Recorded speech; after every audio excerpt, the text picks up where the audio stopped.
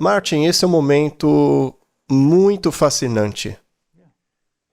Até o cardeal Dolan deu a entender que foi quase como um momento especial, uma intervenção divina, como as coisas aconteceram.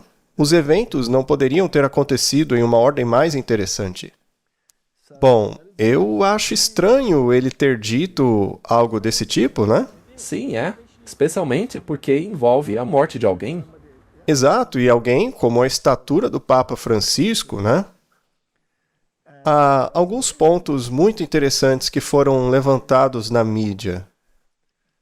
E esses pontos são fascinantes para mim. Esse Papa foi um Papa pós-Vaticano II, certo? Ah, sim, com certeza. Ele abraçou os ideais do Vaticano II. Exatamente. E existem muitos cardeais, muitos teólogos e até leigos, muitos ministérios que não estavam contentes com os desvios recentes da Igreja Católica. Principalmente porque o Papa Francisco era veementemente contra a missa em latim. Ele até proibiu que a missa em latim fosse feita, a menos que houvesse razões muito rigorosas ou permissões dadas para isso. Bom, é claro que houve muitas discussões sobre se a missa deveria ser dividida com a congregação ou não. Originalmente, havia missa em dois tipos, ou seja, a congregação partilhava do vinho e do pão. Mas aí eles mudaram para apenas um tipo de missa. Essa congregação não recebia mais o vinho, mas apenas a hóstia. E mesmo a hóstia não era um pão que era repartido. Era uma hóstia redonda. Era colocada em um ostensório, que era um tipo de meia-lua. E mesmo quando eles desfilam através das ruas, também é colocada em um ostensório. Isso vem de origens pagãs, porque a lua crescente representava o útero de Semiramis, e o nascimento do Deus Sol dentro daquele útero era retratado. Então, foi uma cultura antiga que foi trazida para o cristianismo e que se misturou nesta forma de adoração. Mas o pão, originalmente, aquele que Jesus utilizou, era simplesmente um pão sem fermento. Naturalmente, Jesus não utilizou o vinho fermentado. Mas, na Igreja Católica, o vinho não fermentado foi substituído por vinho fermentado. Mas, biblicamente, isso não faz o menor sentido, porque o fermento na Bíblia é símbolo do pecado. E se o pão tinha que ser sem fermento, é claro que o vinho também era sem fermento, uma vez que este era símbolo do pecado e Cristo não tinha pecado. Um outro problema é que a missa, ao longo do tempo, passou a ser considerada uma encenação, uma reconstituição precisa do que aconteceu lá na cruz. E o outro problema é que eles então introduziram a ideia de que a missa era um sacrifício de verdade. Então, aquele pão tinha agora que ser transformado no próprio corpo literal de Cristo. Então, o pão já não era mais apenas um símbolo, agora ele era o próprio corpo literal de Cristo. Então, quando você participava, você comia do corpo de Cristo. E a missa era lida regularmente, diariamente. Ela era realizada em várias congregações diferentes, distritos, fusos horários. E então descobriu-se que não há um segundo na Terra em que não haja uma missa acontecendo em algum lugar. Isto significa, na teoria, que o sacrifício literal de Cristo está se repetindo a cada segundo em algum lugar do planeta Terra. Isso é blasfêmia? Eu concordo, Martin, porque a Bíblia diz que o sacrifício de Jesus foi feito de uma vez por todas. Então, Martin, quando vemos essas coisas, temos que analisar o que vai acontecer com a Igreja Católica agora. Se quisermos ver o que está acontecendo agora dentro da Igreja Católica, temos uma oportunidade incrível de ver o cumprimento da profecia.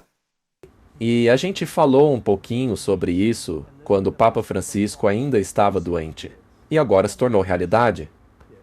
Como você mencionou, é uma ótima oportunidade de vermos isso acontecer. E, naturalmente, há aqueles que se mantiveram fiéis à visão de que o Papa Francisco seria o último Papa. Em um dos nossos programas anteriores, a gente descartou essa possibilidade, porque a profecia, do jeito que é escrita, histórica e continuamente, não enfatiza uma pessoa, um indivíduo, a menos que esse seja mencionado especificamente, como o primeiro rei da Grécia, por exemplo, o Alexandre o Grande. Mas são os princípios que a Bíblia menciona.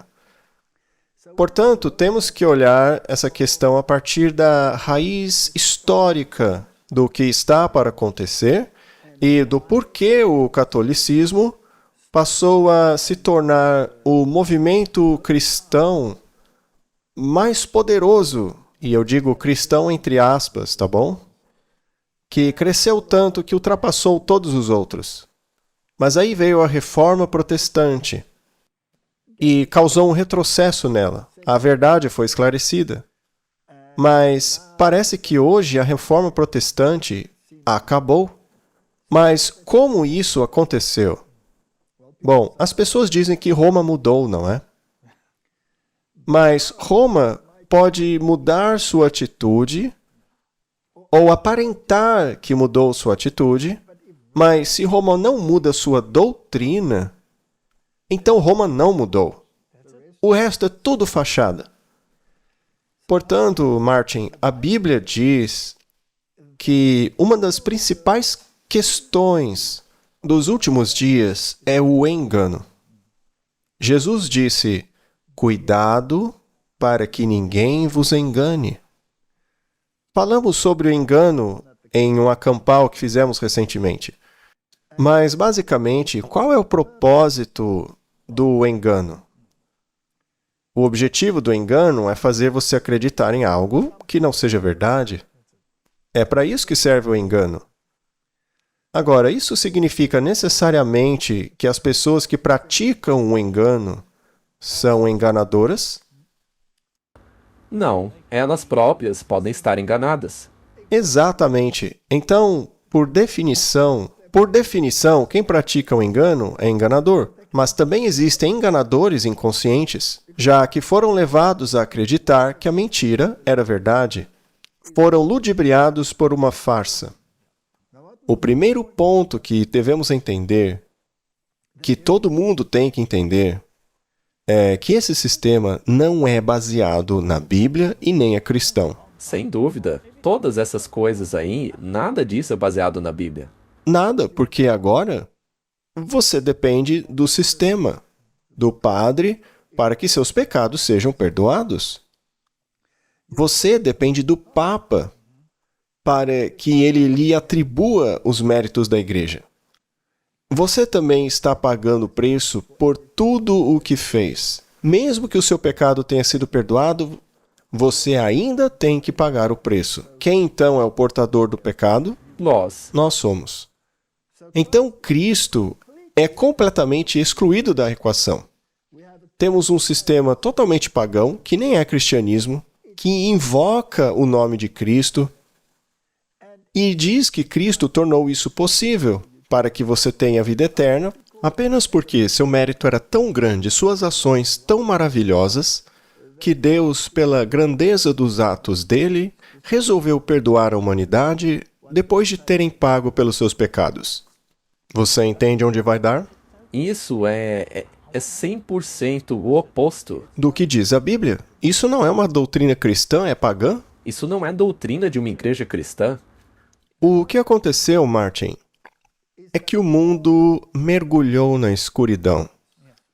E uma vez que o mundo está tão caótico, o protestantismo está disposto a ir junto com o catolicismo apenas para trazer de volta alguma moralidade sobre a aparência de cristianismo. Há um vídeo com um padre dizendo algo muito interessante. Eu gostaria de mostrar. Podemos tocar? Com certeza. Bom, em que pé você acha que as coisas estão? Atualmente, vemos dois lados surgindo. Acho que todos já entenderam isso. Já estão dizendo que o Papa lacrador finalmente morreu. Como será a igreja daqui para frente? Será que teremos um retorno aos valores tradicionais católicos? Ou estamos caminhando em uma direção completamente nova? Para onde o catolicismo mundial está caminhando? Considerando a geração mais jovem, nesses últimos meses, recebemos muitos dados de organizações diferentes que mostram que os jovens buscam a tradição. Os jovens descobriram o catolicismo. E isso acontece em todo o Ocidente, especialmente na América e no meu país de origem, a Grã-Bretanha, na qual a Igreja da Inglaterra, que é protestante, tem sido a denominação predominante há 500 anos, e pela primeira vez, os católicos estão assumindo a dianteira. E estamos vendo isso por toda parte. O mundo está descobrindo o culto tradicional, os valores cristãos tradicionais. Então eu espero que o próximo Papa seja conservador, tradicional ou verdadeiro católico. Porque esta é a oportunidade perfeita. Conforme a próxima geração busca a tradição e a doutrina sólida, se tivermos um Papa agora que os abrace e abrace a tradição da Igreja, isso seria ótimo para o mundo todo. Seria ótimo vermos um retorno ao cristianismo do Ocidente, afastando-nos do liberalismo, progressismo, secularismo e tudo aquilo que está destruindo a nossa sociedade. Temos a chance de nos afastar da escuridão e retornarmos à luz. Seria maravilhoso ver isso. Você ouviu isso, Martin? Eles querem que voltemos à idade das trevas, que eles chamam de luz, não é? Basicamente, o que ele disse é que o protestantismo nunca foi capaz de conduzir a moralidade. O protestantismo falhou miseravelmente. Apenas o catolicismo pode dar a estabilidade moral necessária. E para tal, temos que voltar para a luz. Pela primeira vez, o catolicismo está ultrapassando até mesmo a Igreja da Inglaterra. Está ultrapassando o protestantismo, e isso em todo o planeta. Todo mundo olhará para o catolicismo assim. Eu estou abismado com a esperteza deles.